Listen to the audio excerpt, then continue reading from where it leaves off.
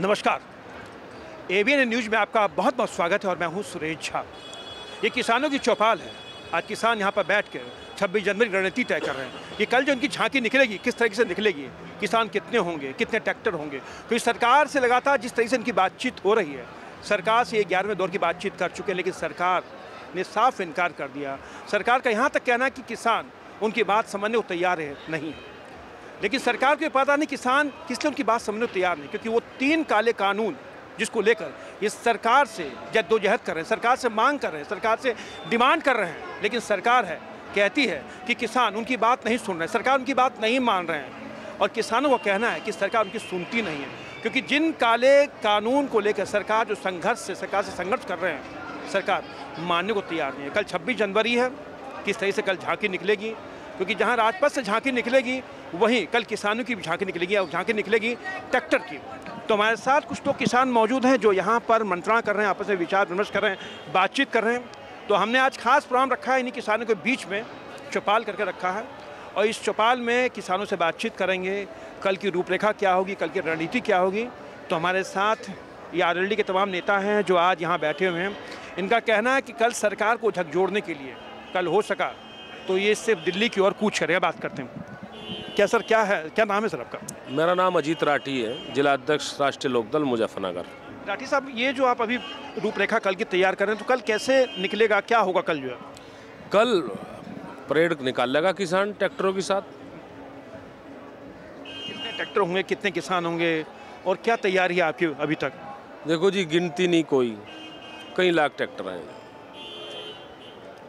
पश्चिमी उत्तर प्रदेश से कई लाख ट्रैक्टर माननीय हमारे युवा नेता किसान नेता जयंत चौधरी जी के आह्वान पर यहाँ लाखों ट्रैक्टर किसान अपना पश्चिम उत्तर प्रदेश से यहाँ पहुँच चुके हैं और आज भी बहुत बड़ी संख्या में पश्चिमी उत्तर प्रदेश से किसान जो अपने ट्रैक्टरों के साथ पहुँच रहे हैं। लेकिन उसमें प्रशासन यूपी का और सरकार मतलब इस तरह से किसानों के साथ व्यवहार कर रहे, ट्रैक्टर रास्ते में रोक के जा रहे, पेट्रोल पंप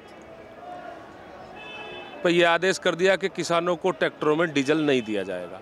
लेकिन ये लोग जानते नहीं, किसान के पास इतना स्टॉक ट्रैक्टर के लिए डीजल रहता है कि वो 3 चक्कर मार देगा दिल्ली के भी, ये नहीं बताई ना जो।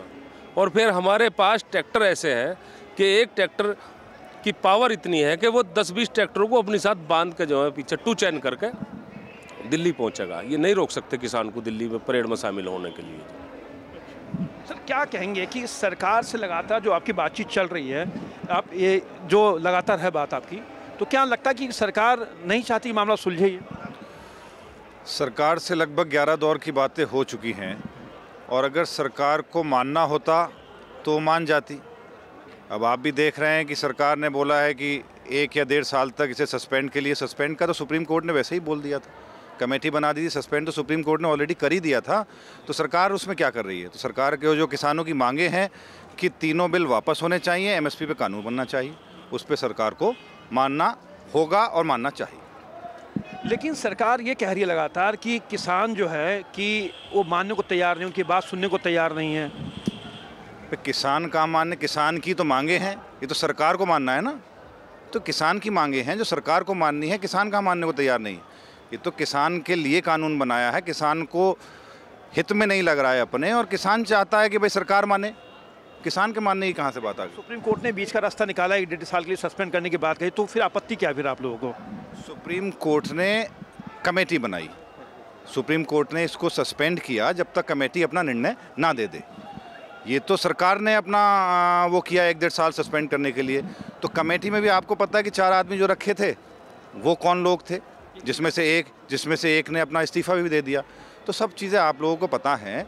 तो वो कमेटी मैं समझता हूँ कि किसान हित में निर्णय लेने के लिए सक्षम नहीं थी, तभी किसानों ने उसका विरोध किया और वो अपनी मांग पर अड़े हैं कि भाई किसान तीनों बिल वापस होने चाहिए।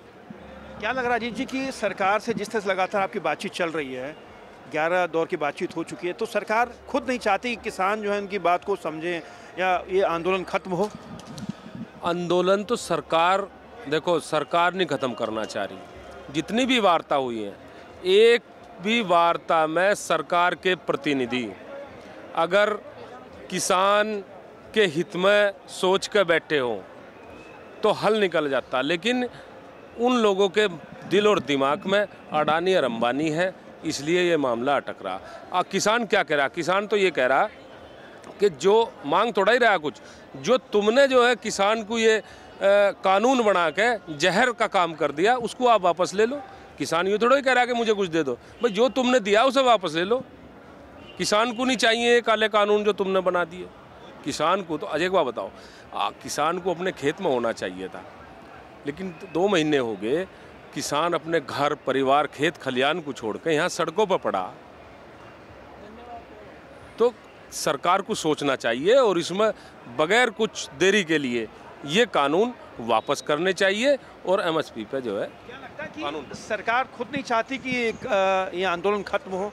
कोई जिस तरह से लगातार आपकी बातचीत चल रही है, 11वें दौर की बातचीत हो चुकी है, आप लोग की एक ही मांगे कि तीनों जो कानून है वो रद्द हो, कैंसिल हो उनको, लेकिन सरकार को क्या लगता है दिक्कत क्यों है? सरकार क्यों नहीं कहती है? जब किसान ही नहीं मान रहे, तो जब किसान के हित में बता रहे हैं कि तीनों कानून सरकार के हित में है। हमारे मित्र ने साथी ने बताया आपको कि सरकार केवल हित ही 2 लोगों का सोच कर रही है, अडानी और अंबानी का या उनके उद्योगपतियों का, तो इसलिए सरकार को दिक्कत है और सरकार नहीं मान रही है। इसके अलावा और कोई वजह नहीं है। जब इतना पूरे देश भर का किसान इतनी सर्दी में आंदोलनरत है, 2 महीने से ऊपर हो गए हैं, तो ये भी एक नागरिक, क्या मैं अभी मेरे साथी ने बताया कि जब कोरोना का कोविड का टाइम था, केवल किसान ही एक ऐसा था कि जो अपने खेतों में काम कर रहा था, जिसने अनाज भी दिया, धान भी दिया, सब चीज़ जो है फसल देने का काम किसान ने ही किया।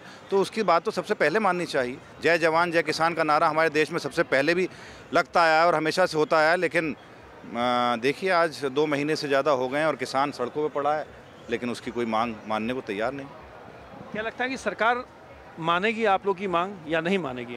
मानेगी, अवश्य मानेगी। अब नहीं, 2-4 महीने चाहे 24 तक माने, इसे मानना पड़ेगा। कभी आप लोग अपने परिवार को छोड़ के बैठे हैं, तो कम से कम सरकार को देखना चाहिए कि परिवार को छोड़ के 2 महीने से ज़्यादा समय आपके हो रहा है।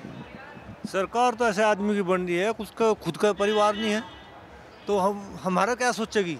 अब तक नहीं सोचा। 2 महीने सर्दी से सीट रहे, अपने बच्चों को छोड़ कर पड़े, खेती बाड़ी छोड़ी, हमारे पशु वहाँ पड़े, हम यहाँ पड़े, तो इससे तो आप लोग नहीं सोचा। अब क्या सोचेगी? हमें तो इससे कोई उम्मीद नहीं। यानी अब जो है आर पार की लड़ाई होगी आप लोगों की? हाँ जी, आर पार की लड़ाई होगी। जब तक तीनों काले कानून वापस नहीं होने के, जब तक किसान यहीं डटा रहेगा, चाहे उसे 4 महीने हो जाए, चाहे 4 साल।